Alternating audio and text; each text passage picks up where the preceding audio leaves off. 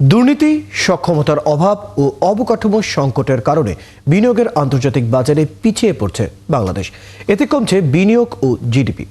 সকালে চট্টগ্রামে বাংলাদেশের অর্থনৈতিক ভবিষ্যৎ নিয়ে ICMAB-র এক সেমিনারে এই কথা বলেন প্রধান উপদেষ্টার আন্তর্জাতিক বিষয়ক বিশেষ দূত লুৎফে সিদ্দিকী। তিনি মন্তব্য করেন, ভিয়েতনাম যে পোশাক উৎপাদন করে তাদের কর্মীদের 50% লাভ বেশি দিচ্ছে, সাথে লাভও করছে 50% বেশি। সেই একই পোশাক বানালে বাংলাদেশের শ্রমিকরা পাচ্ছে অর্ধেক বেতন, মিলছে কম মুনাফা। এর কারণ আমাদের সক্ষমতা ও অবকাঠামোগত সুবিধার অভাব। অনুষ্ঠানে উপস্থিত ছিলেন জাতীয় রাজস্ব বোর্ডের চেয়ারম্যান মোহাম্মদ আব্দুর রহমান খান। Investment.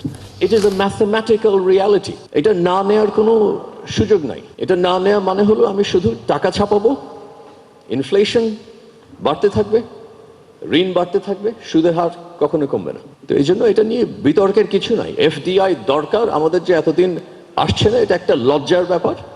এই লজ্জাবোধের থেকে আমাদের আরেকটু আর্জেন্টলি এটাকে ডিল করতে হবে।